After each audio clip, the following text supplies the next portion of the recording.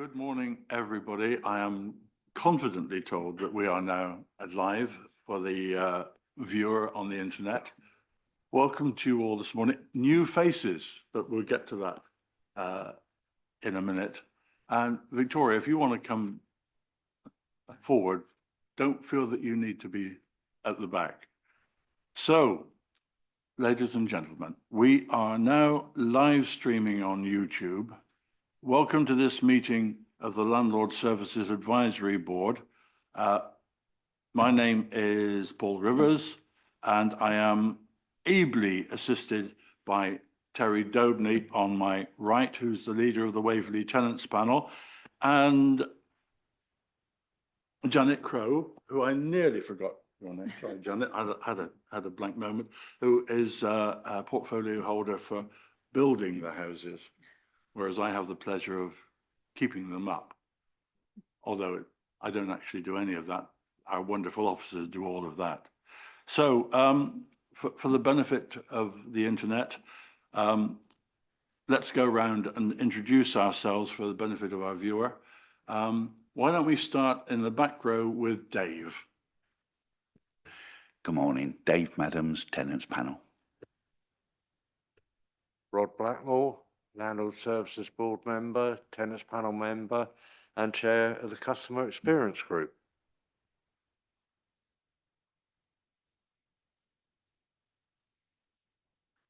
Good morning, Rob Stratford, Member of the Tenants Panel, Landlord Services Board, also Oxford Ridge Redevelopment Committee.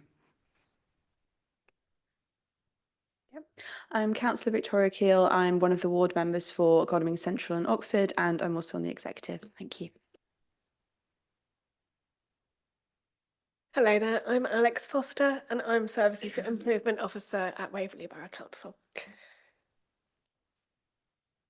Good morning, everybody. I'm Annalisa Howson, the Joint Assistant Director for Housing Services for Waverley and Guildford Councils. Good morning, I'm Laura Dana Hobbs. I'm the Damp and Mould Officer at Waverley Borough Council. Good morning all. Donovan Thompson, Property Services Manager, recently joined with Waverley. Good morning. My name's Paul Jones. I'm the Planned Maintenance Manager at Waverley BC. Good morning all. My name's Paul Cleaver. I'm the Regulatory Compliance Manager, recently joined Waverley as well. Good morning everyone. I am Councillor Jackie Keane and I represent Shottermill and Critchmere, Haslemere. Good morning, I'm John Rabini. I'm Councillor for Surrey, Haslemere Town Council and Waverley Borough.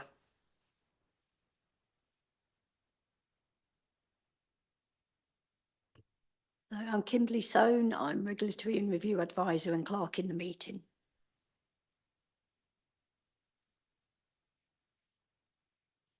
I'm Terry Daubney and I'm the Chair of the Tenants Panel and Vice Chair of this board. Thank you all very much for that. Kim, apologies for absence, please. We have apologies received from Councillor Alan Morrison and Councillor Andrew Lawton. Thank you. And notes of the previous meeting. Are we all happy with notes of the previous meeting that is in our agenda pack? Thank you. Declarations of interest. Does anybody have wish to declare an interest based on the Waverley Members' Code of Conduct?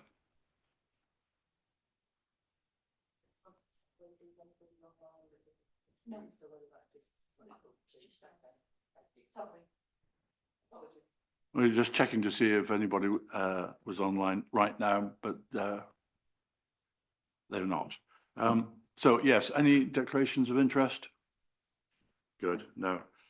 Questions from members of the public? Do we have any questions from members of the public? No, but we do have a question from a member. Thank you. Which is passing it over to Terry. Thank you. As Chair of the Tenants Panel, we've received through our members and through the Oxford Ridge Tenants group that tenants in the Oxford Ridge area are very concerned about the time that empty houses are being left that are, I believe, completed, and some issues with window replacement that seems to have gone on for some time. I understand that there's around, I thought it was about 8, but it's around 20 homes at houses at Oxford Ridge that have been left somewhere near 2 years unoccupied, waiting completion of whether that needs to be. And it's really quite concerning, really, when you look at that, you know, without being too pointed, but the loss of revenue is a big thing, you know, and something that we're going to need when we talk about agenda item 6, decent homes standard coming up.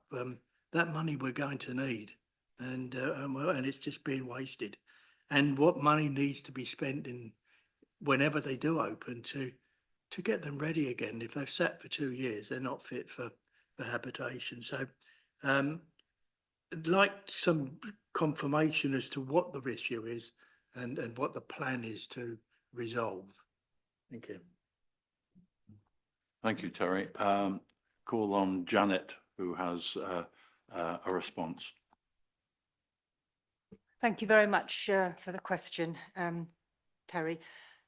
So for anyone who's visited Site C at Oxford Ridge lately, you will have seen that the works are now substantially completed and the new homes integrate really well with the earlier phases of development already delivered.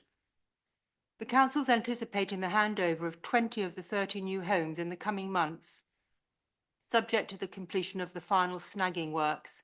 These final measures are essential to ensure that all new homes, both internally and externally, meet the highest standard of quality for our residents, and the remaining 10 homes will be handed over once work has been carried out to the main highway carriageway. Officers and Thacum, who are the developers, are currently working with Surrey County Council to agree an amended section 278, which reflects a revised scope of works and secure road space booking to progress with this.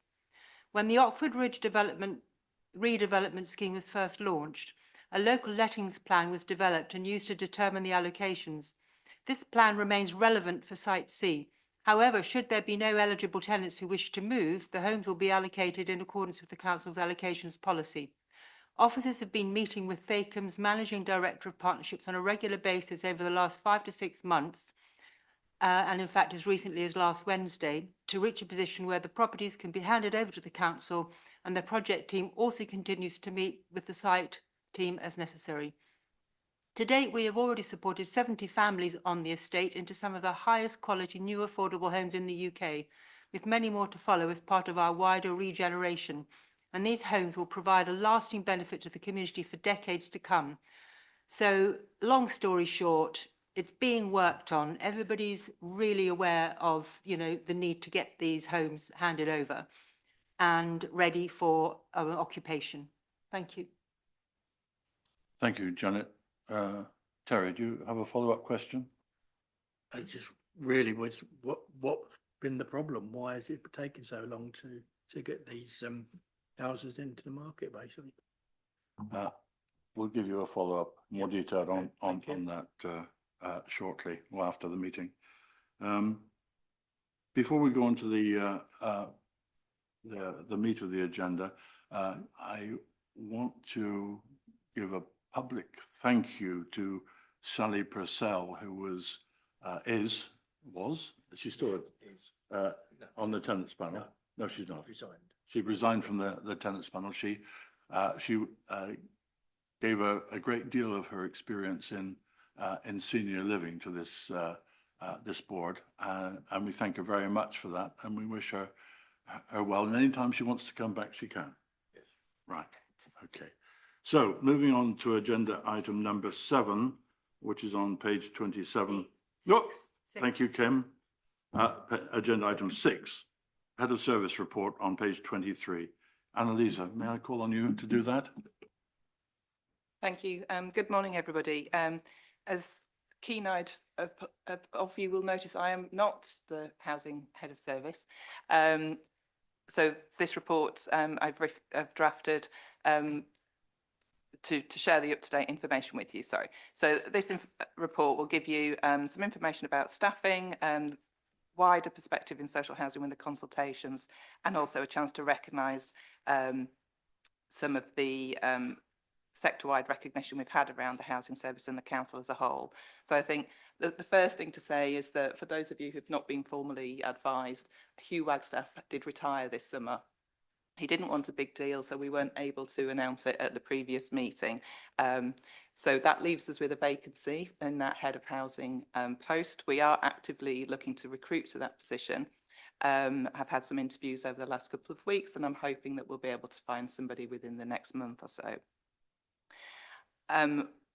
But the good news is we've actually filled some of our other positions within the housing service. So I'm delighted to introduce the dream team for property services and maintenance. And I'd just like to give them a couple of minutes each to introduce themselves. Starting with Donovan. Again, good morning. Just to share a little bit of my background, I spent a number of years in community development, working in inner cities, outreach work for disadvantaged groups to give them access to educational and entrepreneurial opportunities. And so I spent a number of years in that world, and then actually studied surveying. And so my professional background is building surveying, and from there have grown into management and pride myself something of a reasonable leader. I've spent a lot of time working with local authorities. So I've worked at Norwich, worked at Southwark, spent some time at Lewisham. I've also worked at a number of housing associations, Orbit, Saffron. I could go on and list a number of them. So I've done lots of that. Spent a lot of time in planned work, so delivering planned work, delivering voids, working in responsive repairs, worked with DLOs, worked with contractors, and worked contractor side.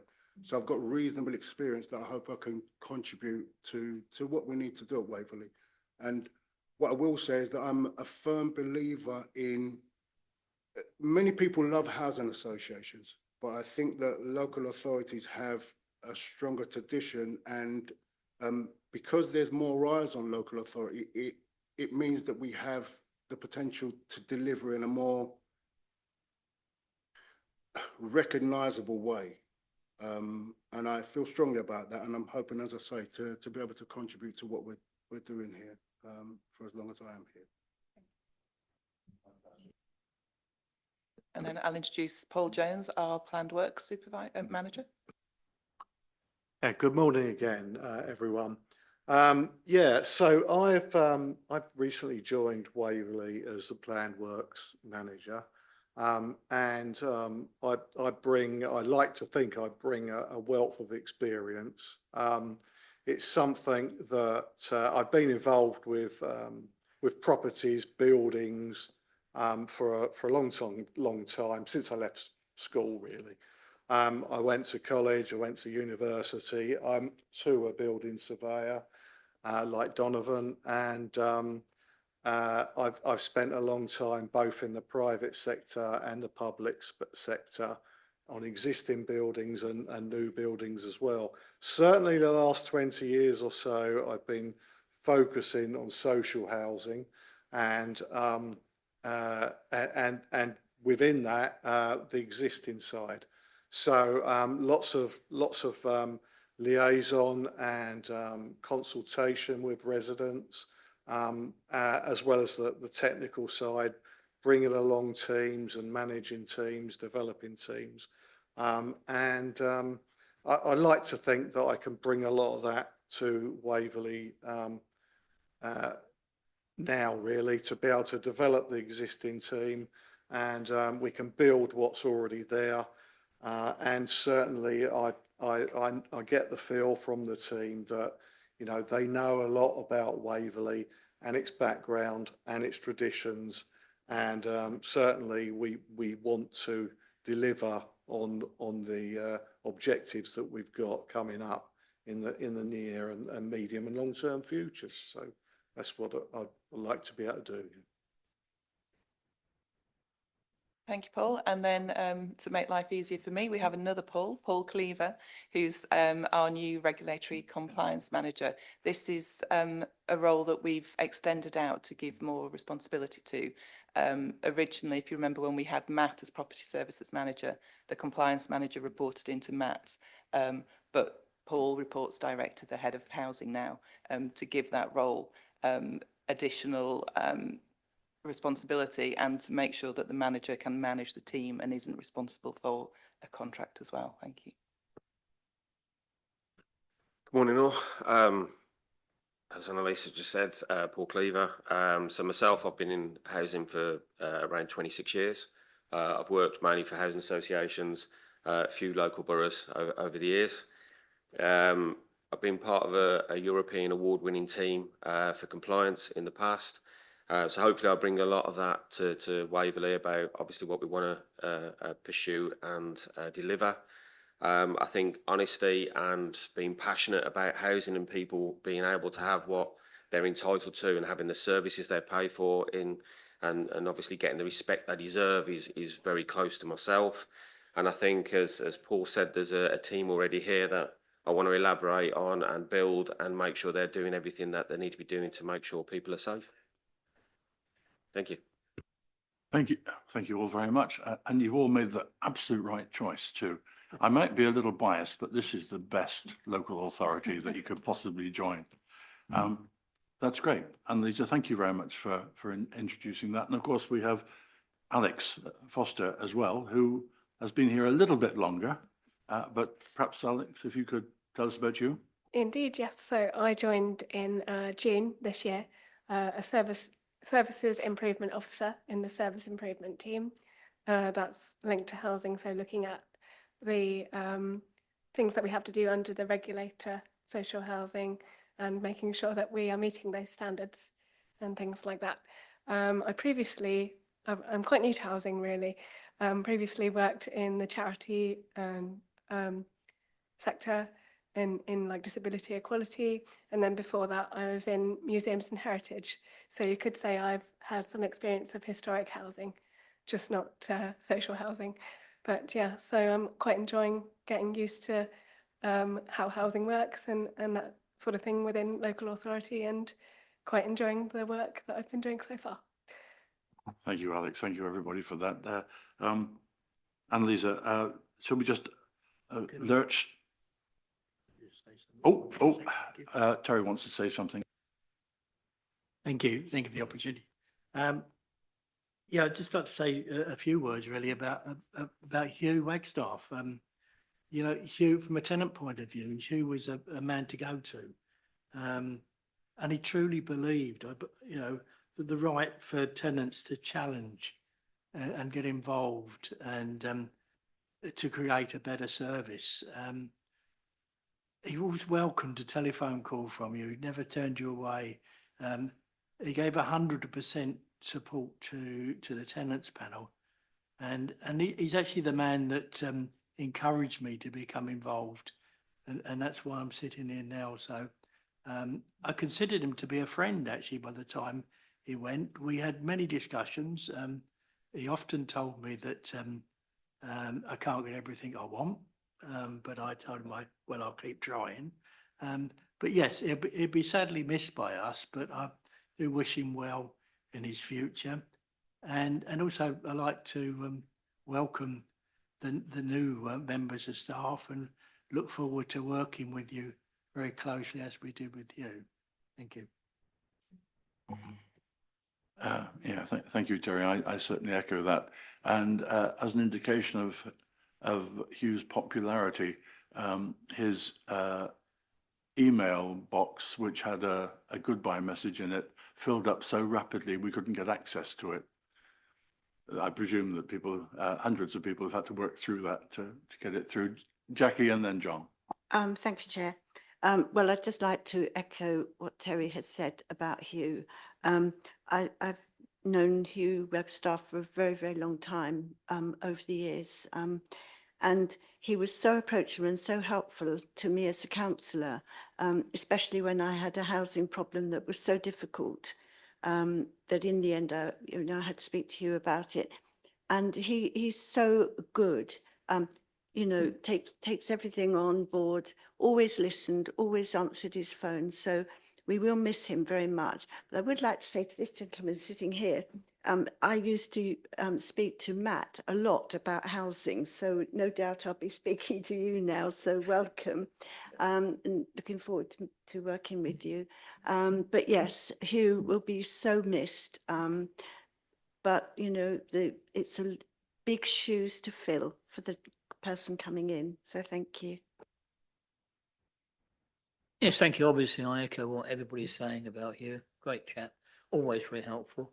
I just hope he could get his inbox to actually see his goodbyes and all the rest of it. It'd be a shame if he was blocked out and didn't actually able to read them. Are we on to questions or on the report? Not yet. Okay, I'll come back for that. Okay. Okay, so we'll pass on. I shall think about a recommendation that officers have to retire at 70 rather than 60, but they may not altogether agree with that. Annalisa. Thank you. So my words of thanks were written within the report, but I knew you'd all want to publicly give your thanks to Hugh as well. And just to clarify, Councillor Keane, we've got Donovan and Paul that are covering what Matt did. So Donovan is covering responsive repairs, voids, aids at adaptations, damp and mould. And Paul is covering all the compliance, health and safety issues. Yeah. Okay. So just wanted to say we've had a summer of activity. The thought is that things calm down over the summer. No, not in social housing. That's not happened. So over the summer, we had 3 consultations to respond to from the Ministry of Housing, Communities and Local Government. Really central ideas about changes to social housing. The first one's around rent convergence. So every social housing provider, every property in the country has what's called a formula rent, which is based on the value of the property and some very technical calculations that Candice in our finance team knows inside and out, and we have that information. And the suggestion is that to bring more money into social housing to fund some of the additional items that are coming on the horizon for us is to increase rents by CPI +1, but then add an additional £1 or £2 per week if the rent isn't at formula rent. Within Waverley, we've got, as you know, around 5,000 properties and around 4,000 of those aren't at formula rent. The reason for that is because of the 1 year where CPI +1 was 11% and we had that rent cap, and also historically the council's not always increased the rent as far as they could do according to the rent standard. So we had some consultation, we've done some feedback on that, speaking to members on the tenants panel. Our suggestion was that we are agreeable to the proposals, but we want to make sure that there is some flexibility, that it can be a local decision, because we need to make sure that we're looking at the affordability of homes in our area, particularly in the southeast. Some local authorities, I think in London, have suggested that it's £3 a week. So we shall wait and see what the government will review all the consultation feedback, and we're expecting some information in the autumn statement around that. The other 2 big consultations, which were kind of hidden over the summer, were around a reformed decent home standard. So the current decent home standard was initiated in 2006, so quite some time ago. We're nearly there with our challenge to getting 100% of homes meeting the decent home standard, but there has been criticism and recognition that the decent home standard doesn't cover every area of the property, some communal areas, and also things have moved on in the last nearly 20 years. And then the other consultation that happened over the summer was around the minimum energy efficiency standards as well. And this council and tenant members have been very keen to support warm home initiatives and welcomed these proposals. So again, we've given our feedback. I don't have any dates for consultation feedback from central government on decent homes and energy efficiency, but as that information comes through, we'll make sure that's reported to this board. So those were the 3 consultations. We've talked about staffing. We will publicly thank Hugh for his dedication and support to all of us over the last 12 years. And he really was essential to us achieving our C2 judgment with the regulator. And then I just wanted to recognise the work that the team have been doing on warm homes, and we've had a recent press release really showcasing the work we did on our pilot of retrofitting homes. So there's the link in the notes. Please do take a look. You might spot some friendly faces within that video. And although it doesn't sit within housing, I'm also very proud to say that our finance colleagues have been shortlisted for the Finance Team of the Year in the Council Public Finance Awards. I think you'll all agree that the team have done us a great service with the support they give us to make sure we use our money the best way possible to support services and improve homes. So delighted to see that recognition for that team.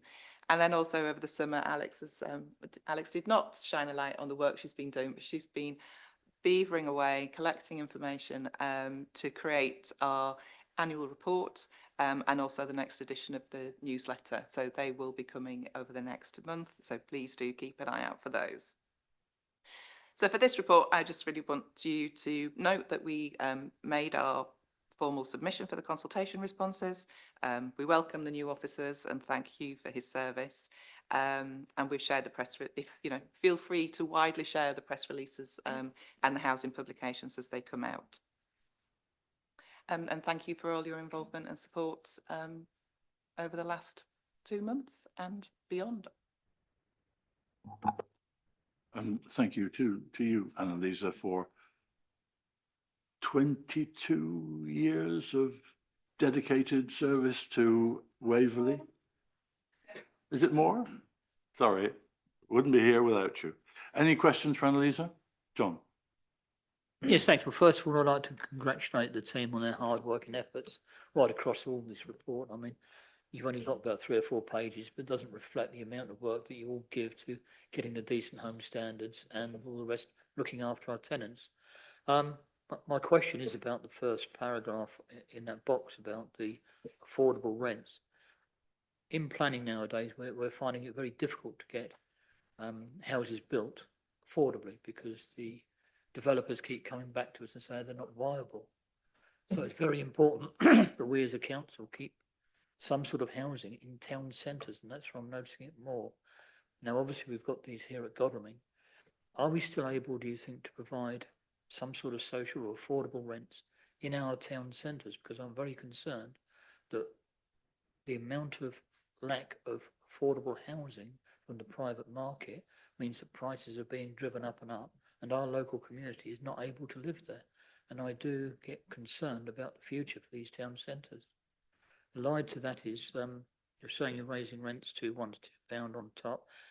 Is this going to be able to keep the social rent going for the future? Is it an inflation rise? Because must be, it doesn't sound a lot, does it, £1 to £2?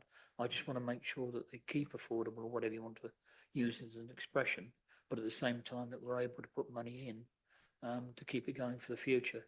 Because we all know in the past the government had taken our money away and sent it up north somewhere, but we weren't allowed to keep it. So, sorry, it's a bit complicated. Thanks, John. Annalisa? Yeah, so your first question about stock in town centres, I will ask our planning team and strategy and enabling team to give you some further information. But any new development should have a percentage that is affordable. Is the planning rules. But I know that there are there's some movements with that, and maybe we would get funds rather than the properties through Section 106. But the council itself has got a new development on the High Street in Godalming, which will be developed for affordable homes as well.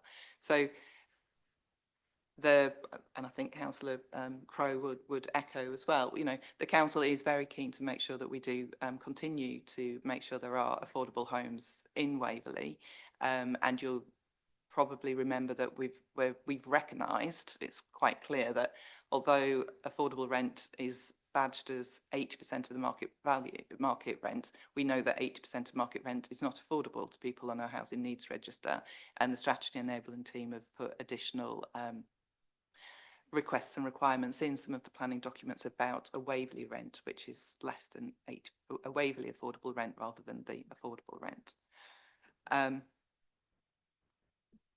And then you were talking about rent increases for the council. So there is an annual government set rent increase. So you may recall that we've been lobbying to get a longer term projection on what that will be rather than going from year to year. So that is CPI +1, and the CPI is based on what the September CPI figure is. So I think that is going to be around 3.8. So be 3.8 plus 1% is the maximum any social housing provider can increase their rents by.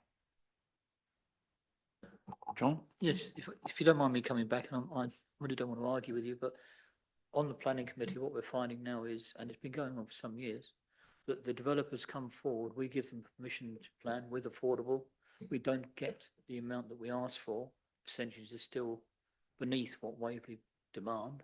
And yet within 2 or 3 years after they've sold those sites on, the developers coming back to us, particularly in town centres, and this is what worries me, saying their viability studies show that they cannot even provide those affordable houses. We had one at the last planning meeting. So I don't know why it's particularly town centres. Presumably it's because of the cost of the land. All I'm saying is that because we're not getting affordable, we're not getting them even under 106 or other arrangements. I'm very concerned that we are building a town that our community can't afford, and it's reliant on Waverley with social housing. There is no other form of housing coming forward, and I don't know what to do about it, to be honest. That's why I raised the question.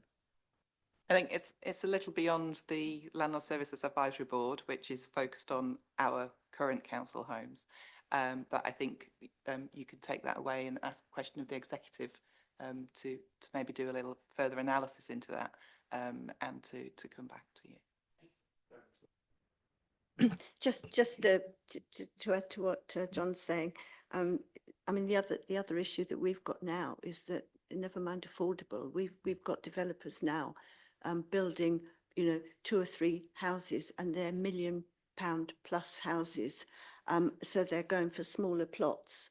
In fact, the largest one is 6, but these are huge houses with huge amounts of value on them that nobody's ever going to be able to afford in our communities, which is very sad. But it's just a by the by of what is happening in Hazelmere.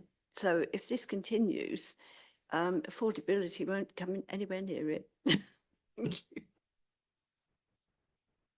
Yes, I absolutely understand, and planning is a whole different area that I have not studied, and I'm sure we can get some more information. But just the good news about Hazelmere is that Councillor Rivers and I did attend a opening ceremony for a new development just on the outskirts of Hazelmere at Sturt Farm, and that is a development that is, and you were there too, yes, of course you were, in the rain, and that was a development purely of social and affordable homes. So it can be done, and I think we need to lobby and pressure and support and promote what can be done in the borough. Back on that, yes, Annalisa's right. We were at Sturt Farm, and it is an amazing development. And I think one of the wonderful things about it was the tenants actually came out and joined us for the morning to go round, and they all love it. I spoke to people that had moved from other estates into the Sturt Farm development, and they absolutely love their new home. So all credit to the team, because to actually see that amount of enjoyment in a new home is really very valuable to us. So well done to everyone. Well, thanks for that. Thank you, Annalisa, for that. So, work for the board. Dave, did you put your hand up? No, all right. Work for the board then. You are to note the formal submission of the consultation responses, welcome the new officers and promote recruitment opportunities, share press releases and housing publications. All noted? Noted. Good. Excellent. So thanks, Annalisa, for that. Item 7, Housing Ombudsman Statutory Reports. Annalisa, thank you. Hello.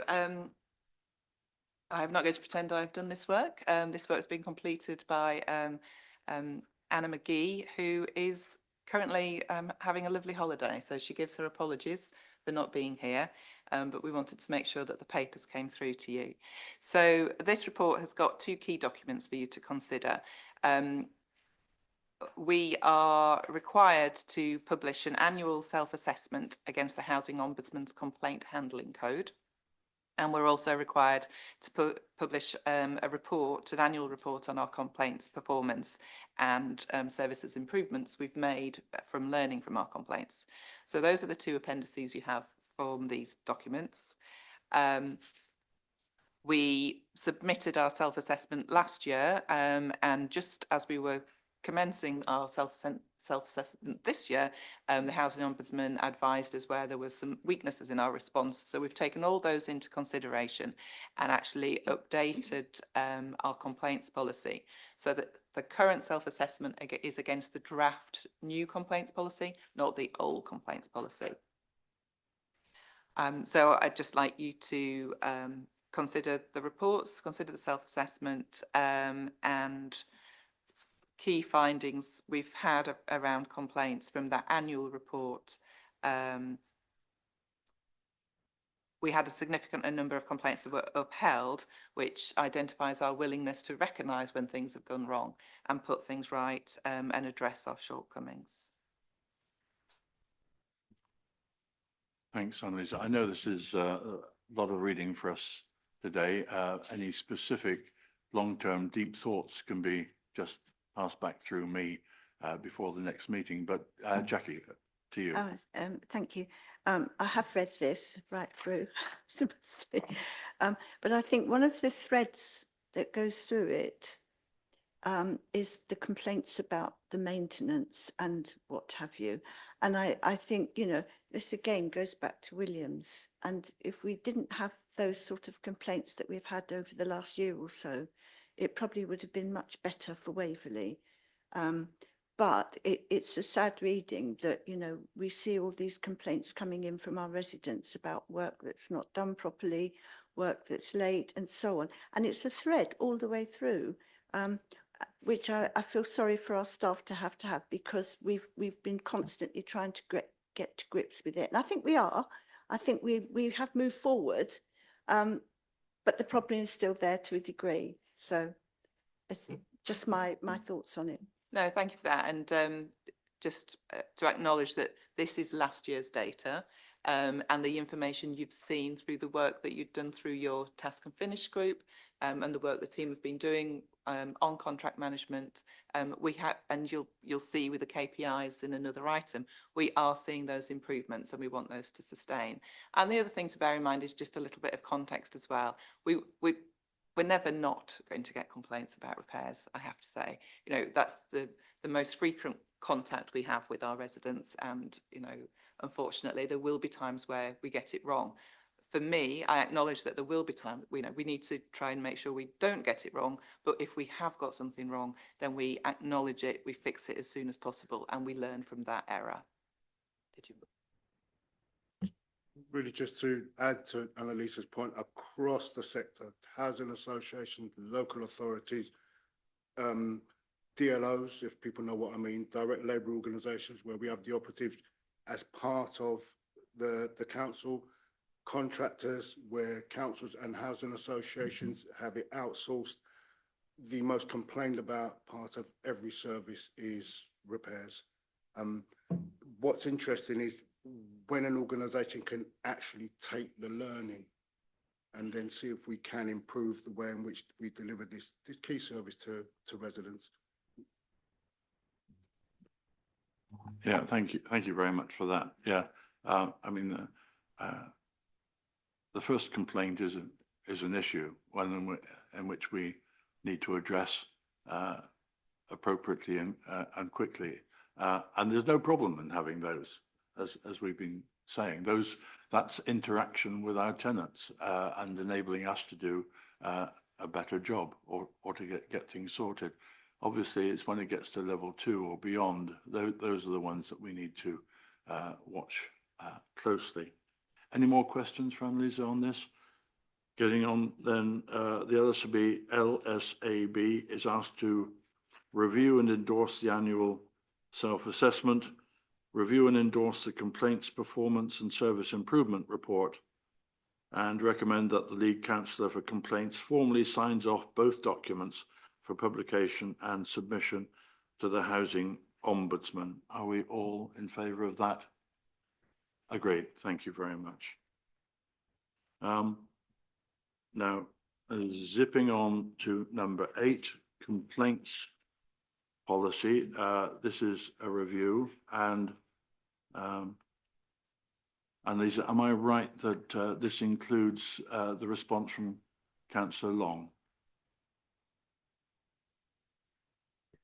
So not yet. Not yet. Because these papers have been published. So as I mentioned, when we did the self-assessment last year, we had feedback from the Ombudsman a little while ago about where we could improve our policy. So taking those into consideration, we've updated the policy. The thing to bear in mind that it's not a housing complaints policy, it's the corporate complaints policy. So we need to make sure it reflects the Housing Ombudsman Code, but also the local government Ombudsman's Code as well.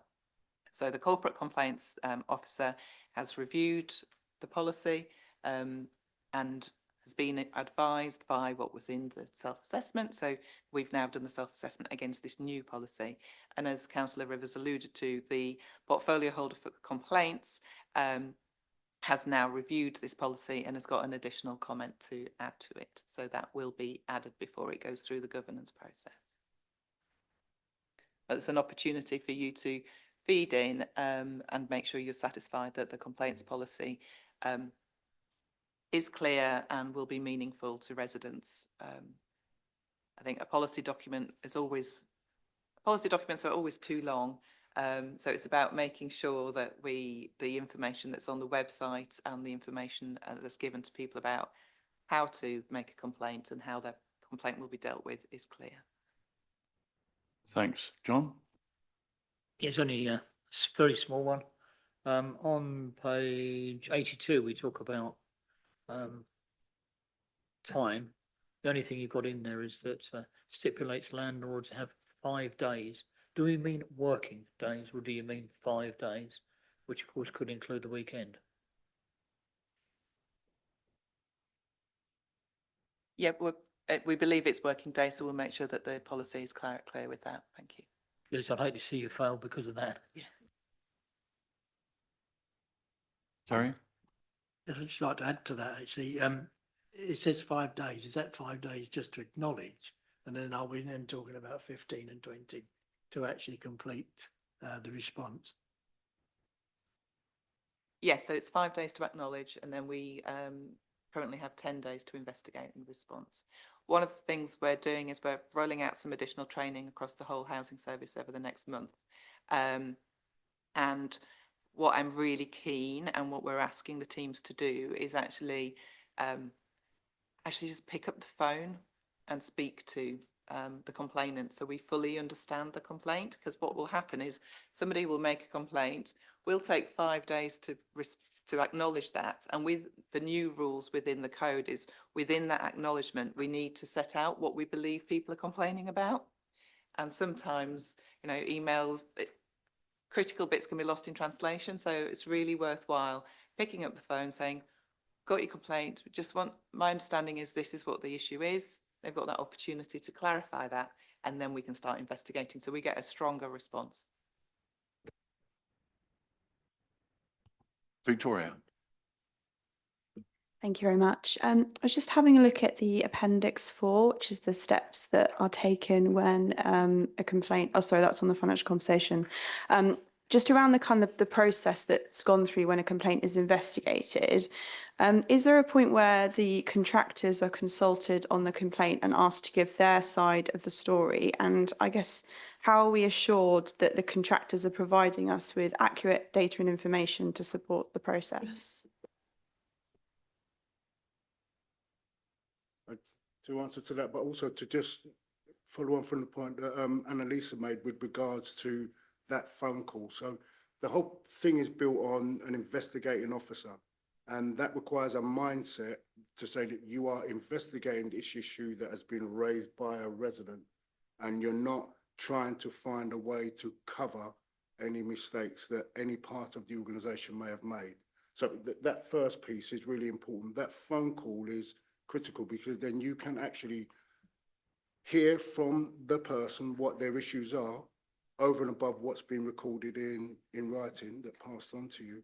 And then what I always find, because I've done a lot of work with complaints at stage 1, at stage 2, and also determinations, and my position would always be, and anybody who I work with, I would recommend that if there is any lack of clarity from a contractor or anything that appears to be covering up, that takes us towards upholding the complaint. Because if there isn't clear evidence to say, right, okay, this is what we did and this is why it shouldn't be upheld, then it's upheld. Yeah. So we begin from a position where the resident is to be supported unless there is clear evidence to suggest that there shouldn't be. Did you want to comment on Victoria's point? Victoria, can you remind me what your question was?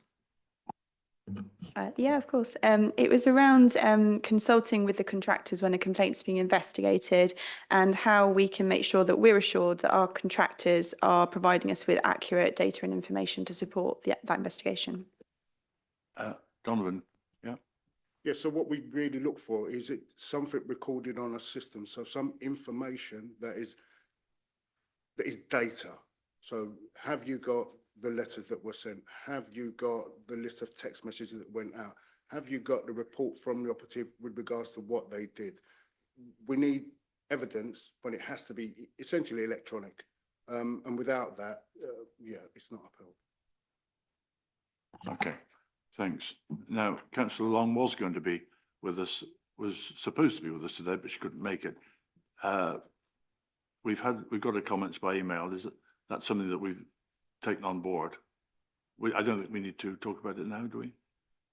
They'll be passed on to the, as I say, it's not a housing complaints policy. It's our opportunity to feed into it. It will be Councillor Long's policy, so she can work with the team to make sure her comments are incorporated as required.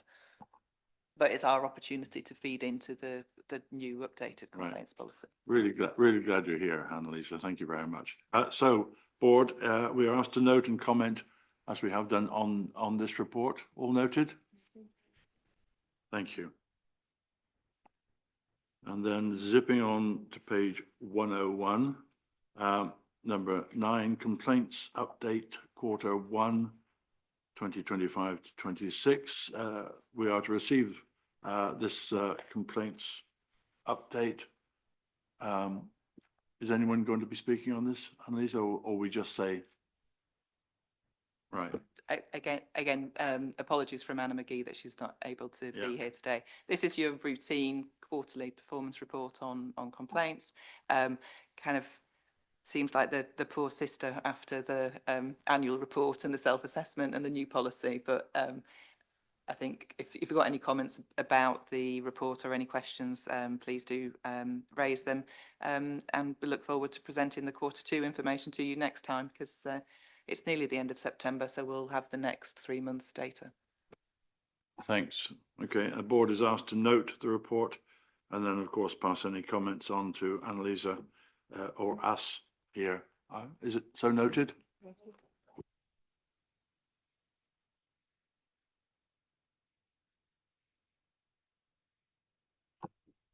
So, item 10, root cause analysis of consumer standard weaknesses. This is on page 103 to 118.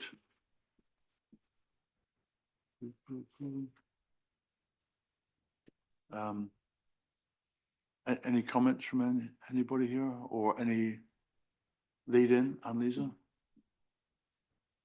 Yes, I'm happy to introduce the report. So as you're all aware, we're in the second cohort of the Regulator of Social Housing Inspection Programme against the consumer standards. That process started last October and we were given a judgment in February. Sure, it's imprinted on everybody's brain as it is mine. So we were awarded a C2 grading, which fundamentally means that we were generally in observance with the consumer standards, but there were some areas of weaknesses. And if you remember, in our preparation before the regulatory inspection, we'd identified weaknesses and shared them with the regulator in our introduction presentation. So they confirmed that they thought we had weaknesses where we'd identified we had weaknesses. But as part of the process, we have ongoing monthly meetings with the regulator to demonstrate the progress we're making against those weaknesses.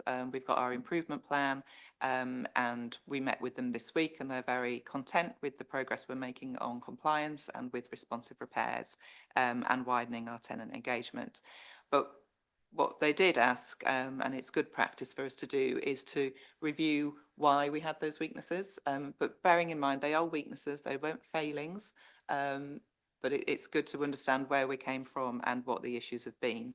So as part of our review, we looked back at some contextual information about where the service had been in the year in the run-up to the inspection, and also did a survey of stakeholders to ask why they thought that we had weaknesses in some areas.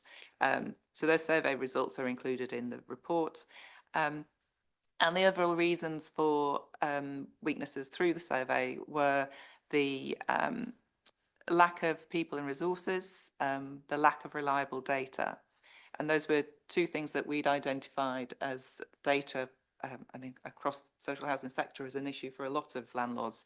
But that data issue did prevent us from being able to showcase ourselves in our best light about the data integrity, the record keeping, and being able to evidence the outcomes of the work that we've done.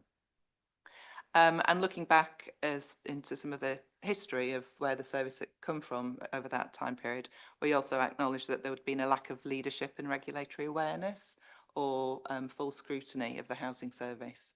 There'd been a lot of change within the organisation through the collaboration and a lot of focus on other areas of the council and other areas within our collaboration council, so that was identified as an issue.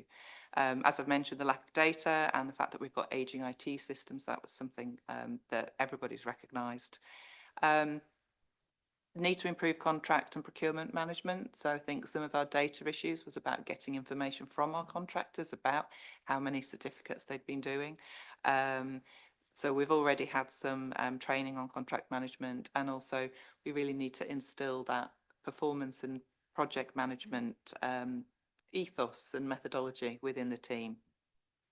And then fourthly, we identified that in some areas there was a lack of technical skills and capacity, and also recognised the recruitment challenges that we've been having. So, you know, until Paul came along, we've really struggled to get somebody in that compliance manager's role. We're still looking for a fire safety officer. We've had some challenges with recruiting to our rents team and our housing officer team as well. So, so all those were kind of the root cause, came out as the main reasons for these failings. And as I said, these were already recognised and have already been plugged into our housing improvement plan.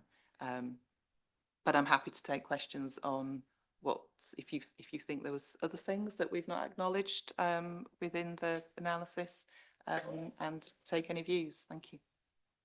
Thanks very much for that, Annalisa. Any specific comments? That's pretty conclusive. Oh, sorry, John. That's right. I just wanted to say that it's good to see all these improvements with the damp and mould. We started talking about this, didn't we, some years ago? And it's nice to see you always got it on the agenda, and we seem to be getting a grip with it. Are there any areas you're concerned with that, or do you think we've now got on top of the problem? I don't think I'd ever publicly want to say we're on top of the problem, because the minute you think that you've got one plate spinning, something else falls. I think, you know, social housing is a complex arena. We've got a lot of responsibilities, and the new consumer standards are really useful and really strong, and they give us a framework for us to enable us to show what we're doing and give those benchmarks. So we're moving in the right direction, but it's about making sure that we're embedding our improvements, that they continue to deliver. And I don't want anybody to sit back and go, oh, we got a C2, we've done this improvement plan. Like, the next phase is, what's been the result of that? What's the outcomes? What changes have we made? So we've written a policy and we've implemented a new telephone system. What change has that increased satisfaction? What change has that made for our residents? So it's that ongoing cycle. And then if we're hitting that target, it's like, okay, well, what else can we do? Where else can we improve? And with the tenant satisfaction measures and the transactional surveys we do, and reviewing the complaints, we've constantly got that feedback so we can identify new areas for improvement. Let's get the basics right, let's do them well, and then we can continue to move on. Thanks, Annalisa. Jackie? Yes, Annalisa, I see on page 121, you're looking for a procurement of a specialist DMC contractor. Has that been done now? That's in progress. Thank you. And one comment that I would make about the damp and mould, I mean, I dread the winter coming, frankly, because we've got a lot of old properties which we have to accept will always be having a problem to some degree with damp and mould. But equally, as you come into sort of October time, people start, you know, drying their clothes indoors and not opening windows and things like that. It's, you know, it's something maybe we should be putting in a winter newsletter to people, maybe open the window a bit if you're drying your clothes indoors and what have you. So it's always going to be there. I don't think we'll ever, frankly, ever be able to get rid of damp and mould issues in certain houses. And also, I mean, the fabric of some of these houses probably adds to the problem with damp and mould. So I do applaud what you've done so far, especially that nice young lady sitting there, going around, sorting out what damp and mould we've had. But you're right, I don't think we're ever going to be able to totally solve it. But thank you very much for all you've done so far. Thanks, Jackie. Never say never, Jackie. Loredana? Can I give an example, Jackie? It's a recent one. Am I allowed to say the property? No. No. Should we just hang fire, because we're not on the damp and mould? Yes. We're not on the damp and mould agenda item yet. So I appreciate your keenness, and I know it's something you've been asking a lot of questions about, and it's something we are improving. So if we just hold. Sorry, Chair. No, I agree with that. As I said, I'm grateful that you're here, Annalisa. You know, that's right. So one thing I would say, one thing I will say, and I'm really pleased that under section 3 of this report, we see that 18 people responded to the survey, 8 staff members, 5 tenant representatives, and 5 councillors. And I thank them all very much for that. And you, Annalisa. So yes, moving on to agenda item number 11, damp and mould quarterly updates, page 119. Annalisa or Loredana? Loredana? Thank you. Over to you if you'd like to say a few words on your report. Sure, of course. Can I please start answering Jackie's question about, I don't think, I don't think that's the case, that we'll never get the hang of the damp and mold. I have examples. One is a recent example where a particular property, 3-bedroom property with a very strange layout, and over the period of few years, the tenancy changed, but every time 5 people lived in the property. So at least 3 children and 2 adults, or 1 adult and 4 children, loads of washing, loads of clothing and so on. So I just want to give you an example because you were talking about the clothing, drying clothing inside. Finally, we got to install what we needed to install, the ventilation solution. It was a challenge because you know very well in Williams is not specialized in installing ventilation system. However, for the past year, I managed to train one of their installer who since June, I gave him permission to go ahead without my supervision or without me overshadowing all the time at the installations. So he can do some brilliant installation. He does some brilliant installations, even the most challenging ones, like this particular property. The tenant called me. So initially we did an installation of 1 unit, 1 positive input ventilation unit on one side of the property because it's L-shaped. That unit would work only on the one side of the property. So the tenant immediately told me, okay, on this side of the property where the positive input ventilation is installed, I don't have any condensation in the morning, but on the other side we still have. So we had some challenging there with the drilling. We needed a diamond drilling company, specialist company. We brought them in. Finally, completed the installation last week. The tenant called me. She said on Monday, it was 6 degrees in the morning, no condensation anywhere.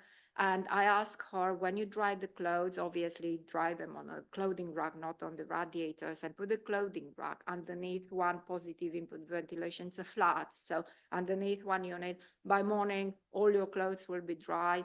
The next morning, she called me, she said, Loredana, all my clothes were dried, and not only dried, they smell so fresh. They are amazing. So we can get rid of it, regardless the number of occupancy, regardless of we shouldn't say lifestyle, but it is lifestyle, but regardless of everyone's lifestyle, we can get rid of this. Okay, now. The report, the quarterly report. Oh, and we have another property which we cannot name, but went over the years. It was finally sorted out. So yes, no more condensation there as well, or mold growth. Okay, so quarterly report, as it was summertime, it was a bit quiet. So the KPI looks much better than ever. But that is good because it gave us more time to prepare for AWAB's law, which kicks in on 27 October. So what we have done here, I worked with the IT system since March. We created together a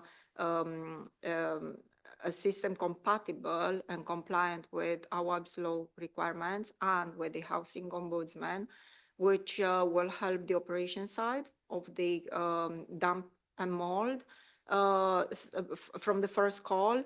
Triaging, because probably you are aware we'll have cases, emergency cases, significant cases, so the response will be different for emergency 24 hours. So we worked on the triaging what is a emergency situation, emergency case, what's a significant case. So this is all clear to the customer services.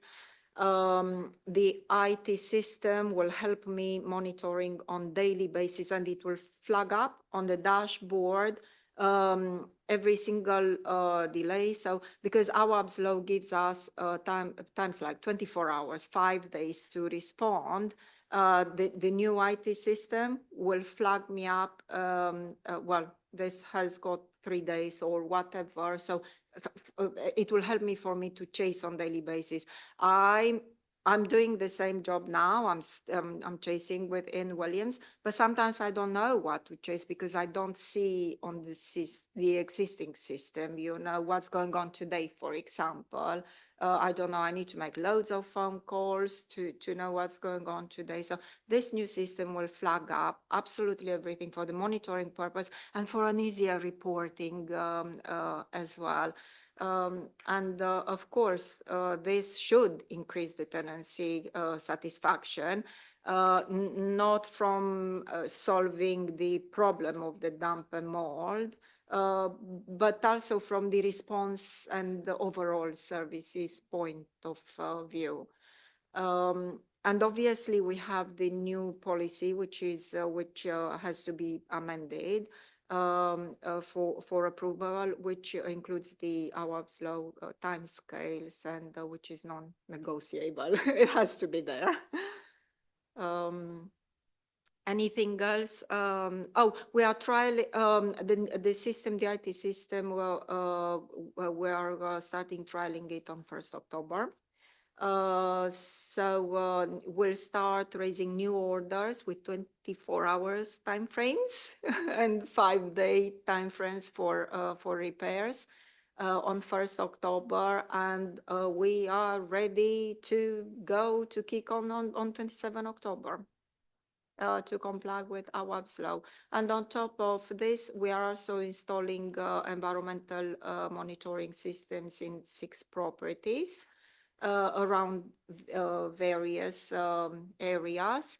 For us to give us an idea, we're installing properties where we don't have full ventilation systems, for us to give us an idea and to compare before the installation and after installation, the improvements, so we can duplicate to other properties as well as a prevention.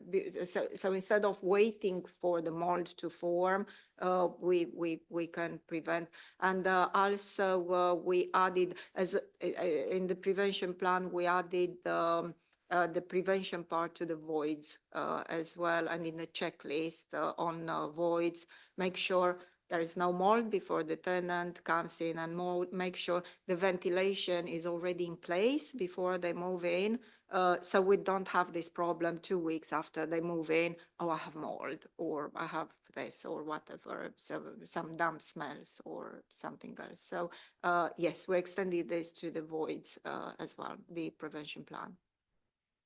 Thank you very much, Loredana. You exude confidence, and that's great. And we have confidence It can be done, in you. and No, we it's will great. get there. John. Yeah, thank you. Just a bit of clarification, please, on page 120 with the 3 statistics. You've got figure 1, which is new D&M cases reported, which is identical to the open D&M cases. Which, if I read it like that, means that you haven't done anything, and I know it's wrong, but you've got the same number of open cases you have for reported. It is the graph looks the same before because most of the cases carried from the previous month. So when we report the open cases at the end of the month, some of these open cases can be 3 months old. Very few are 6 months old, very, very few. And some of them are carried from the previous month. So could there be a better way, perhaps, of just putting the figures in here? So I just need an explanation why they're identical, because it does look at first glance as though nothing's happened. You know, they've come in and they've sat there.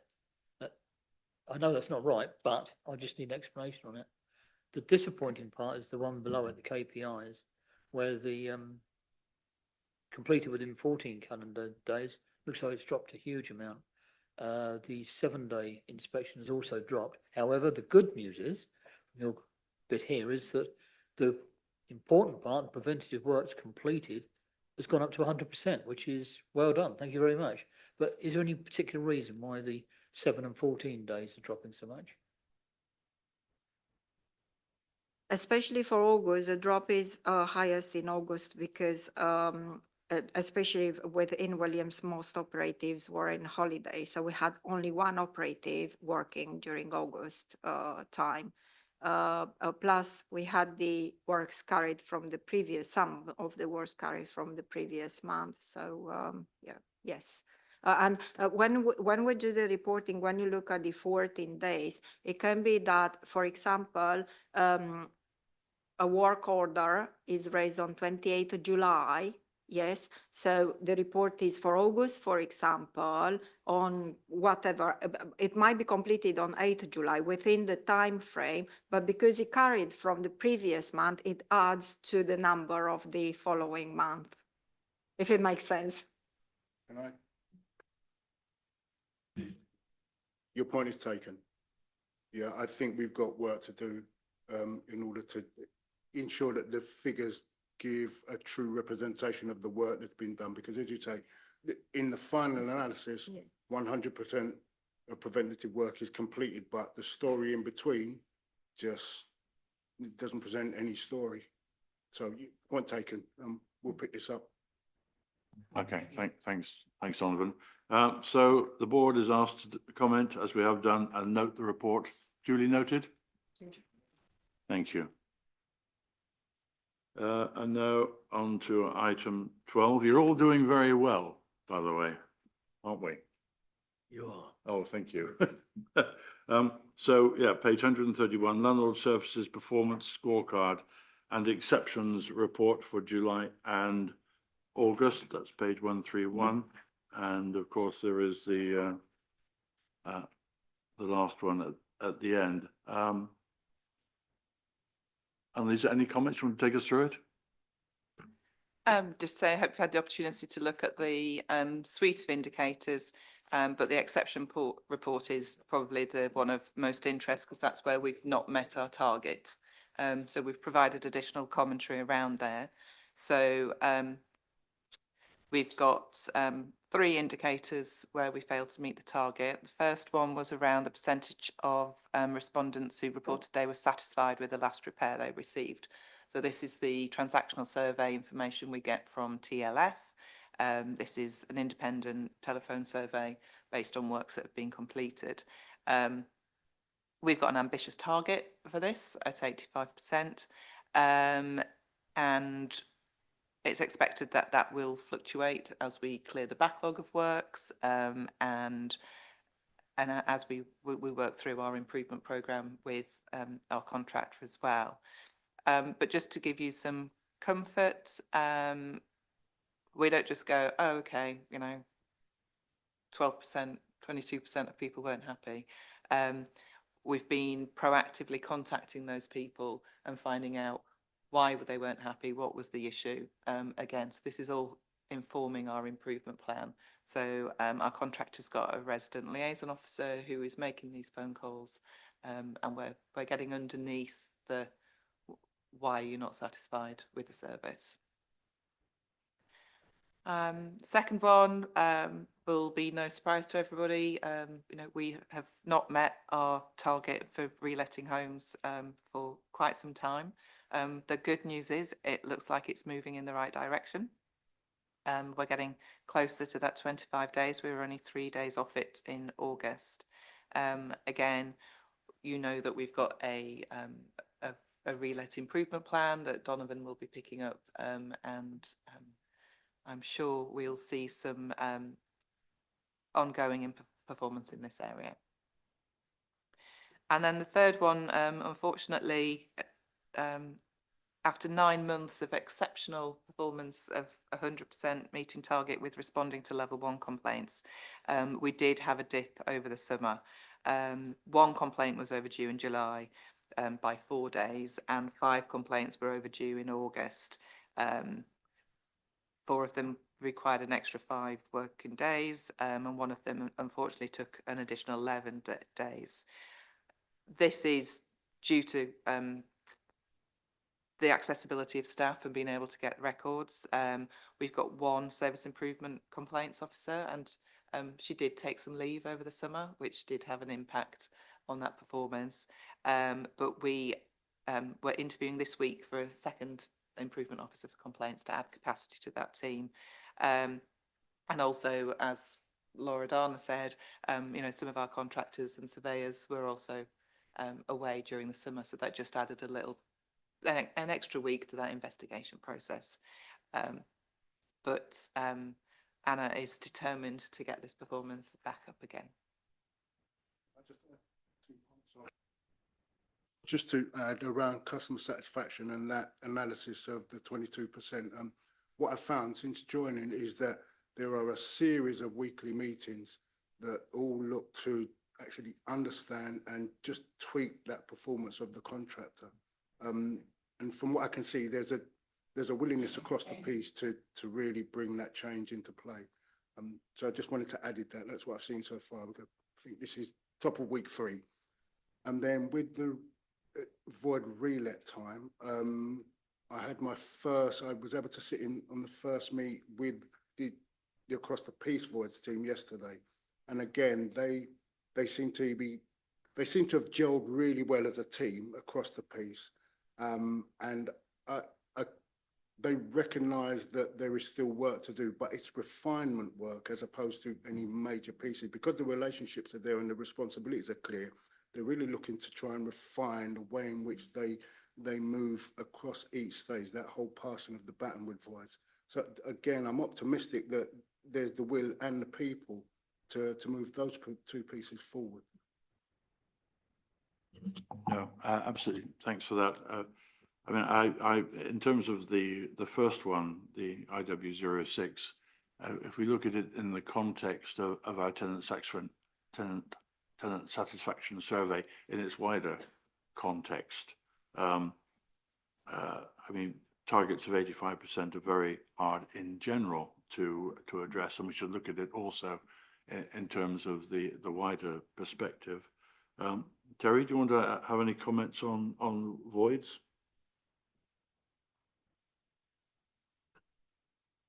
Yeah, I was pleasing to see that it's dropped to 28. That's really good. My biggest concern was that we were getting them through quickly, but were we doing the work, and were there a number of snags? You know, we had a record of 28 snags to one house back last year. Hopefully that's not happening now, but yeah, I mean, that's really good to see that. But now what we need to do is push up the standard of the work we do while we got that opportunity.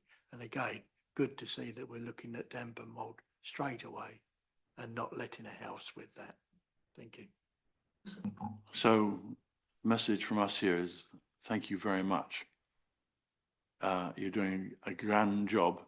There's always more to do, and I suppose the better we get, the less there is. No, the better we do, the more challenges we receive. But thank you all very much for that. Okay, so we've seen that. Number 13, Landlord Services Improvement Plan update, July and August. Annalisa, is there anything you want to pick out on this one? Yes, just to let you know that we're continuing with our improvement plan. There has been a little bit of we've needed to extend a couple of the target dates because of capacity, summer break, getting new manager in, challenges with procurement. But for July, we had nine actions. 6 of them were completed on time. Just to let you know that 24, I didn't have the data at the time of writing the report, but Ian Williams did introduce their texting service in July. So that's an extra green for 24. So 6 of the actions were completed on time. 2 of them we have since been completed, and 1 for July we've set a new target, which was agreeable through the governance board. Just picking up what Terry said about the void service, and okay, yeah, we're hitting the target of getting the works done in time, but what's the quality of that? So we have introduced a survey on the lettings and allocations process. So since July, everybody who's moved into a new council property has been sent a survey to complete. Unfortunately, we haven't had a response yet, so the team are now looking at different ways to make sure that we do get those responses, whether that be doing it as somebody moves in or whether we make a phone call later. They're reviewing the options to that. And my expectation is that they will report to you 6 monthly data on that transactional survey. So then you'll have the technical timing wise, but you'll also have the tenant satisfaction to review. And then if we move on to September, again, we had 9 actions. No, not September, sorry, for August. We had 9 actions. 5 were completed. And as I said, 4, we've set an additional, just given an extra month because of the challenges we've had over the summer with staff absences, sickness, holidays, getting new staff members in. And as I said, there's also been a delay in procurement, which Paul Cleaver will now be picking up to make sure that we get the new contracts underway for water risk assessments and hygiene. But I'm happy to take any questions around the actions that we've completed or are due to complete within the next month or so. Any questions? Just thanks for this report and everybody's hard work on it. As they say, you know, the roof only leaks when it rains, and it's always a problem in summer when people unfortunately decide to take holidays, that it is always a little bit harder. I do encourage people to take holidays as often as they are allowed to. Absolutely. We need to have a well-balanced health and well-being and make sure we've got a happy workforce. So I think the lesson for me is to just double check those targets. If we've got things in the summer, maybe we just need to be a little, where possible, add a little bit extra time. Thanks, Annalisa. Everybody happy with that report? Thank you. Lastly, the exciting bit of what's coming next month on the LSAB forward plan. I don't know how we can wait for it. It's so exciting. Any comments on that? Right, excellent. In which case, item 15, date of the next meeting. It can't be 6th of November, can it? What's it? Oh, is it half term? So all these half terms. So it is 6th of November. In October, but because of half term, two separate. Right. Okay. All right. So, wow, 6th of November. It'll be winter. Well, it's nearly winter now. So, see you all, if not before, then on the 6th of November. And thank you all very much for coming. Great to see you, new team, dream team. Actually, as long as the dream isn't a nightmare, that's the main thing, isn't it? No, great. Fantastic, guys. Thank you very much.